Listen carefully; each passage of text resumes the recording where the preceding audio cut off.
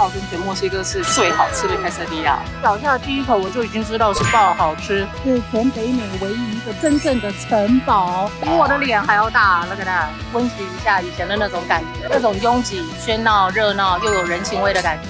这就是我今晚要睡的太空舱。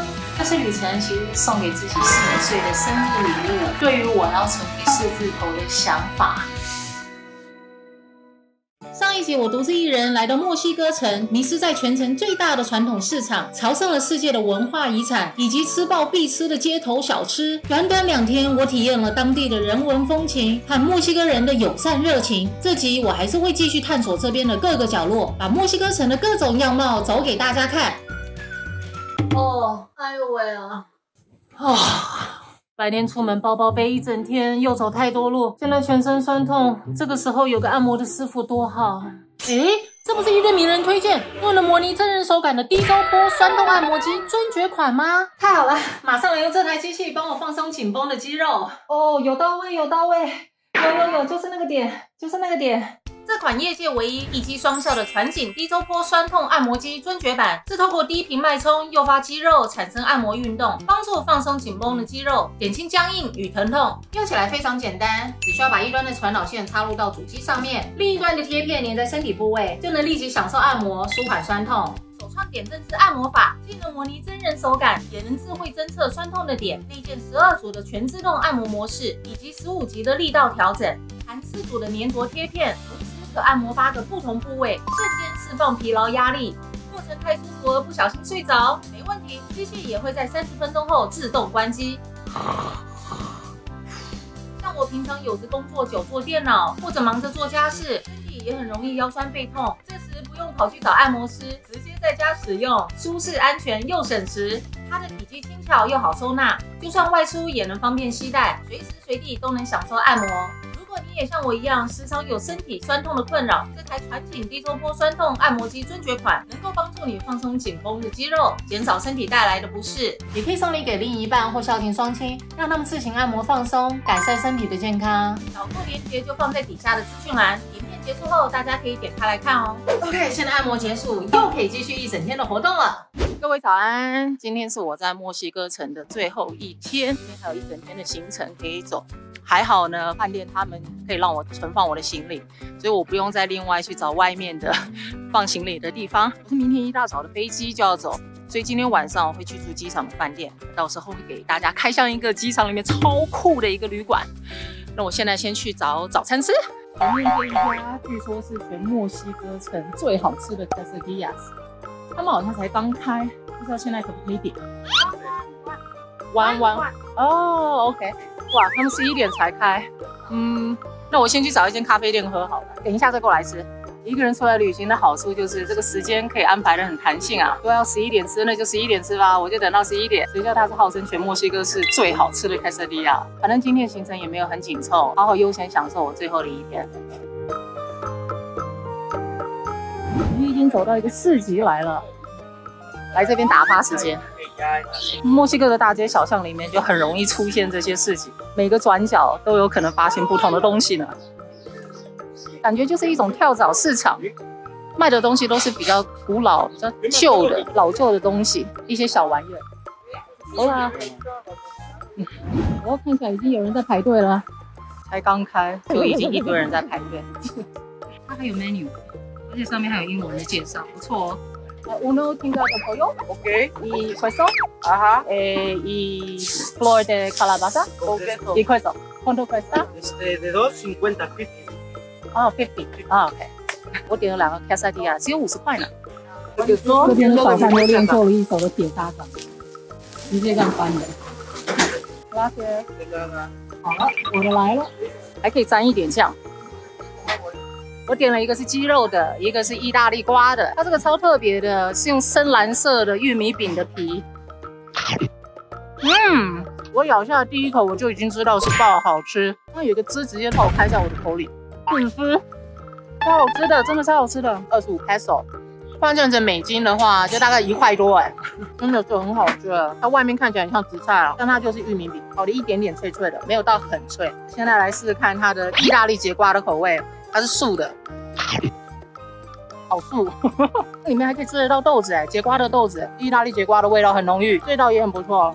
喜欢吃素的可以点这个。Gracias。De nada, que te vaya bien. 拜。OK， 吃饱喝足之后，现在要到下一个行程。好，我们现在来到一个城堡的园区，我们现在要去看一个非常美丽的城堡。然后我刚刚原本要在下面买票的时候，买入场券的时候，突然就有个路人把他的票就给我，他不要那个票了。然后我不知道为什么，我就莫名其妙就得到一张免费的票。怎么那么好？其实这2、3天这样过下来，我真的得到了蛮多墨西哥人的帮助。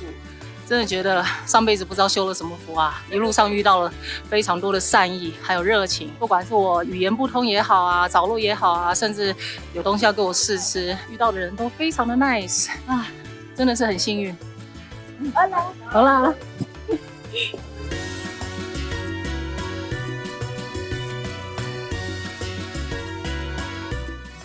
就是这里，这也是全北美唯一一个真正的城堡。因为是真的有皇族住在这里过，就有人来找我照相。You're welcome。这GoPro到底有什么魔力？这个 Chapultepec 城堡曾经是阿兹特克帝王的度假胜地，后来成为西班牙殖民时期的贵族别墅。19世纪中叶变成法国在墨西哥建立第2帝国时期的皇宫，由当时的法国皇帝和妻子住在这里面。但是好景不长，在1867年，墨西哥军队成功推翻了法国的统治，这个法国皇帝就被处决，他的妻子返回欧洲，这个城堡就再重新归回墨西哥了。现在上来第2层，它这个城堡有2层可以逛，从这上面看到的 view 也很好哎。它的2楼也有个花园，看起来比楼下还要精彩。现在的 Chapultepec 城堡成为了国家历史博物馆，展示了墨西哥历史的各个阶段，包括古代阿兹特克文明、西班牙殖民时期以及独立后的墨西哥历史。城堡四周充满了美丽的装饰以及壮丽的景观，也能俯瞰整个墨西哥城的市区。OK， 这个城堡比我想象中的还要大很多。那我已经结束了城堡。那其实这个园区除了这个城堡之外呢，还有他们的国家人类学博物馆，然后还有一个免费的动物园。听说里面是有中国熊猫啦，应该是很好玩的。如果我有带小孩来的话，那我应该就会去。一走下来就是无止境的摊贩，一整条长长的一条都是。它旁边还有这个湖，还有很多人划船。其实这里环境还蛮悠闲的，所以如果像是来这里城堡看一下旁边的博物馆啊或动物园，这就是一整天的行程了。我这几天在墨西哥的街头上看到人手就是拿着一个这个零食，它其实就是 chips。然后可能里面加了一些柠檬汁啊，还有一些辣酱。那入境随俗，所以我也点了一个来试试看。刚刚吃到柠檬汁，就酸酸辣辣的，行哦。哇塞，他们都吃超级重口味了，就很当地人的吃法，什么都是要加柠檬跟辣酱。现在这位小哥在帮我准备另外一个道地的墨西哥食物，他好像加了一些生菜。Good, OK, sure。不知道是什么，应该不是虫吧？ OK， 这个有点大，我可能吃不完呢。看起来像是奶油的东西，有番茄、洛梨，还有点辣粉，把柠檬汁给淋上去了。salsa。这个是 salt。Gracias。De nada。比我的脸还要大 ，look at that。好吃哎，这个挺不错的，它就弄得很像披萨一样，那个白色一条一条，我其实吃不太出来是什么，类似果冻的东西。 蒟蒻之类的，可是我觉得这整个这样搭配很清爽，比我刚刚吃的那个什么 chips 的零嘴好多了，这我还蛮喜欢的。那我觉得我可能可以吃得完吧。这白色的酱应该是 yogurt 吧，这样吃其实还蛮新奇的。如果大家以后有机会来到墨西哥市的话，我很推荐点这一道，因为很不一样。7 years old. I have a daughter, 7 years old. Yeah, same. Have a good day. God bless you. Have a nice day. You too. Bye bye. Adios. 刚刚有个妈妈带着小孩子来贩售她自己手工的一个巧克力，这就是玉米碎片，然后裹上巧克力，是她自己亲手做的，40 peso， 其实不算便宜，但是我觉得她一个人带着一个小女孩，其实还挺辛苦的。而且她的小孩跟 Yuffie 一样是7岁，我听了就突然想到我女儿。 我看他其实也挺懂事，还蛮听话的。他一开始还蛮害羞的，就躲在他妈妈的背后。我可以看得出来，他的妈妈其实很努力的在带他，在教他怎么谢谢要有礼貌啊。就觉得全天下的妈妈都是一样的，不管在哪里带小孩其实都不容易。在加拿大，我觉得我很幸运的是，加拿大的育婴环境，带小孩的环境是非常好的。我这几天走在他们的一些市场里面，或者是走在街上，我其实看到很多的小孩子都在贩卖东西，他们都在帮忙家里。他们家里也许经济不是很好，所以小孩子都得要出来一起工作，其实也挺不容易的。好，我们现在来到了一个市集了，我就是喜欢市集呀。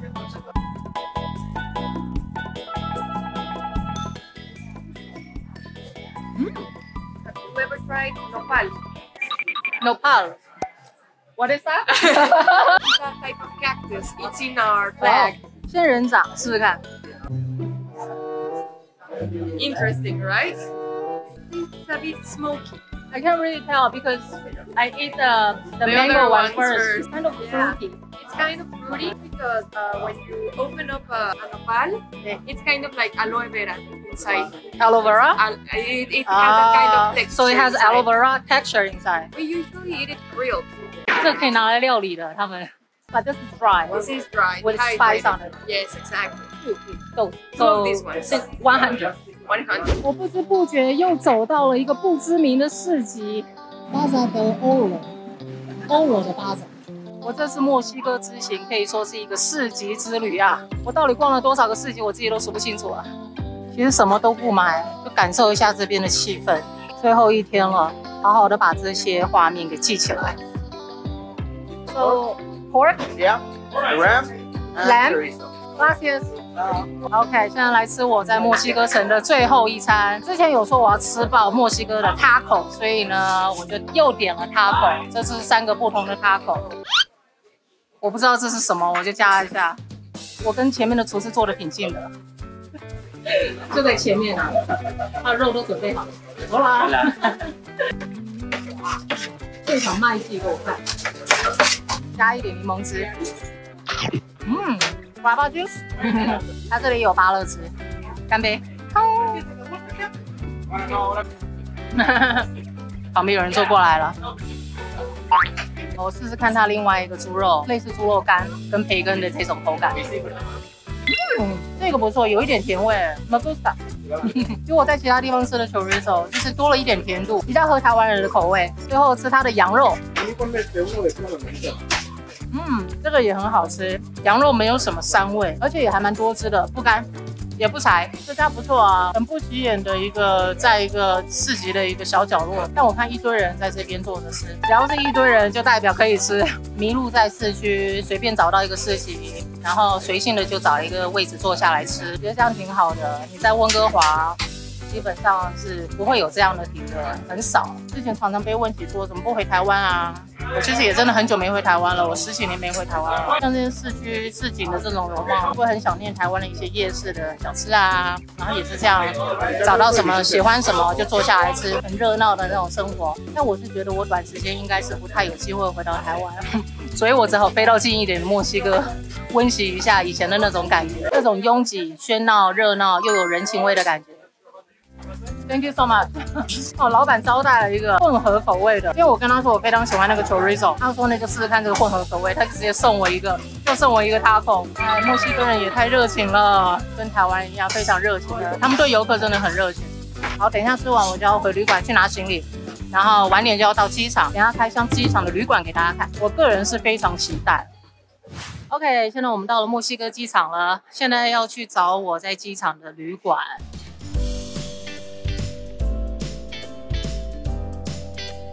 OK， 我们到了。You need to be quiet.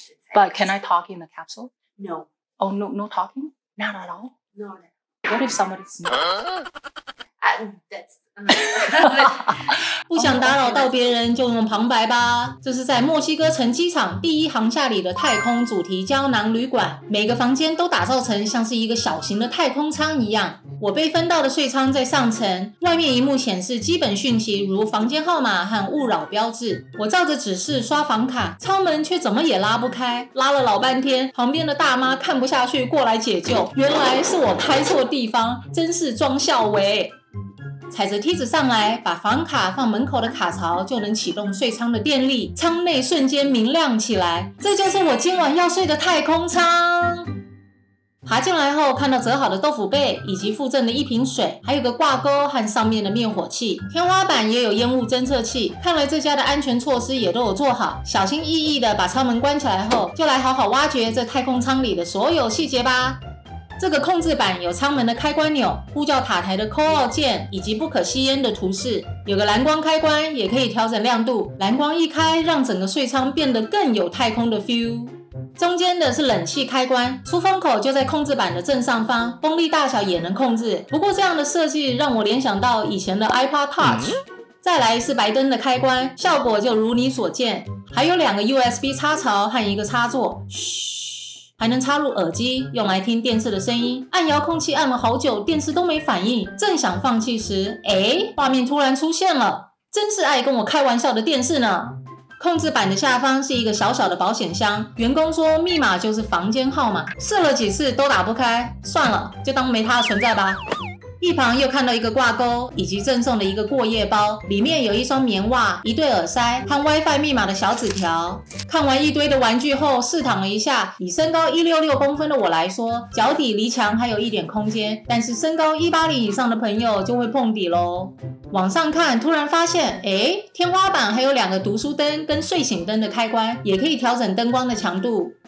要睡觉的时候，就可以按下门口旁的按钮，开启舱外的请勿打扰指示灯。走出太空舱后，就是个人的置物柜跟洗手台。是的，睡前跟醒来都得跟陌生人一起在这里刷牙洗脸呢。往后面走就是卫浴室，厕所跟洗澡是分开的，都还蛮干净整洁的。然后我就顺便躲到其中一间了，不然说不了话，快憋死我！OK， 我现在跑到一个可以讲话的地方了。那一个人的独旅即将要结束了，所以我想趁现在来讲讲我对这段短暂旅程的感想。那首先，墨西哥安全吗？那以我这3天在墨西哥城逛下来的感想，我没有觉得不安全过。第一天逛传统市场的时候，会时不时听到别人一直叫我 Chino Chino， 然后一堆的西班牙文，反正我听不懂。然后也有一些会对我吹口哨的人，但是他们也都没有对我怎么样。反正我也听不懂，就傻笑，然后赶快离开就好了。而我这3天遇到的绝大多数人都是友善的，也有遇到很多会热心帮忙我的人。所以以我的经验来说，我没有感觉到任何的人身危险，甚至运气很好，也没有遇到扒手过。也许有，可是他们其实也偷不了什么，因为我身上最2个重要的东西，一个是钱包，一个是手机，通通都放在我外套的内袋里面。他们想偷也无从下手。今天在城堡公园遇到那个带着小孩的妈妈，她问我说喜欢墨西哥吗？我说喜欢，然后她就跟我说她不喜欢，因为她觉得墨西哥不安全。You like Mexico? Yes, yes, I see. don't like Mexico. You don't like Mexico? No. Dangerous? I don't feel dangerous here. Oh, really? Some places of Mexico it's dangerous. When you Not- live here, If I live here, I'll feel the danger. Yeah. Okay. 那我听到的时候，其实心里是有谱的，因为如果就连当地人都这么说自己的国家的话，一定是有他的理由在。我的感受不会是客观的，因为我是游客。但我来这里之前，其实是有做了一些功课的，知道哪里能去，哪里不能去。天黑的时候就尽量不要一个人在外面。每个大城市都一定会有治安的问题，这免不了。温哥华这个全球最宜居的城市，也会有一个治安非常糟糕的地方。那你会因为这样而不来温哥华玩吗？这个世界这么大，一定会有你想去的地方。那既然如此，事先就先做好功课，把准备做足，把风险降低，去到当地的时候就能够好好的享受，对不对？然后这次旅程其实是送给自己40岁的生日礼物，对于我要成为4字头的想法。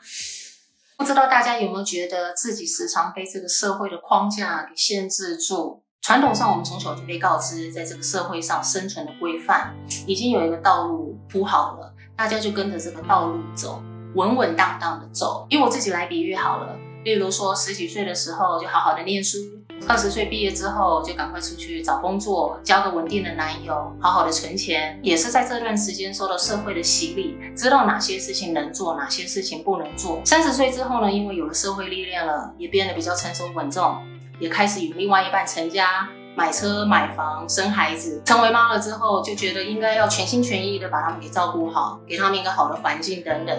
那我也一直按部就班的照着这个社会给的标准去做。而且我也觉得理所当然，当然这也没有错啊，因为人本来就是喜欢寻求稳定的嘛。那后来渐渐的，在每天柴米油盐酱醋茶跟生活琐事之间拉扯，我开始思考，难道我往后的人生就是这样了吗？这样的生活是我想要的吗？还是因为大家都这样，所以我不应该有更多的期待？平淡没有不好，只是我内心的声音越来越大，告诉我活到这么大了，要对自己好一点。于是我开始懂得拒绝。不用再去在意别人的眼光，也不需要去迎合别人的需求，把多的时间拿来做自己喜欢的事。而我现在做的，就是我年轻时没有达成的梦想之一。我就在这3天把它给实现出来了。虽然很短暂，但我做到了。我想之后有机会，我还是想要继续独旅下去。所以我觉得40岁是用自己喜欢的方式，重新体验人生的开始。不管是对自己还是对家人，我希望我看待这个世界的方式会是更全面的，不照着世俗的眼光走，不让外界的声音来影响我对事情的判断。我也希望我40岁之后的人生能够过得更有意义，并且把这一路上的体验跟感受呢，都用镜头分享出来给大家。OK， 这集算是跟大家讲了还蛮多的心里话的，其实有一点害羞，希望大家不要觉得我在那边啰里吧嗦的说什么一些大道理，完全是因为最近生活周遭真的发生了很多事，让我有点感叹，所以想要小小的抒发一下心情。那大家看这个影片应该已经是新年过后了吧？那先祝大家新年快乐，希望你们能有个开心的一年。然后我也会持续的陆续创作出很多的影片给大家看。最后有件事想要跟我的观众分享，想频道开始以来，能够在茫茫的 YT 海当中发现到我的频道，点开我的影片看，并且选择订阅我跟支持我，我真的非常衷心的感谢大家。也因为频道还很小，所以这段时间愿意订阅我的频道的观众呢，你们更显得珍贵。所以呢，我打算做出频道第1次的回馈粉丝的活动。我想送一个小礼物给我的粉丝，就是这个很可爱的，它叫做 Axolotl， 中文应该是叫蝾螈吧。它是源自于墨西哥河域的这个蝾螈，这个可爱的生物。上面有一些 I love Mexico， 我是觉得这个还蛮代表墨西哥的一个可爱的生物。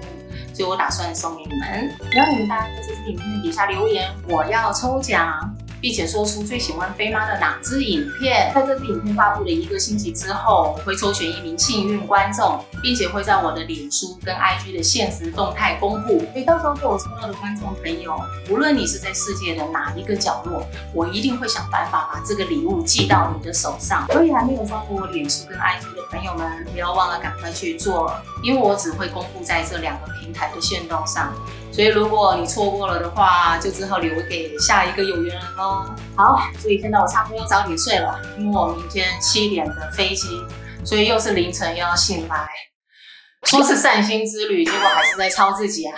那还好我今天上影片，所以省去了通勤的时间。影片到这里结束，喜欢飞妈的影片记得按赞、订阅、留言、加分享和打个小铃铛。下期见，拜拜。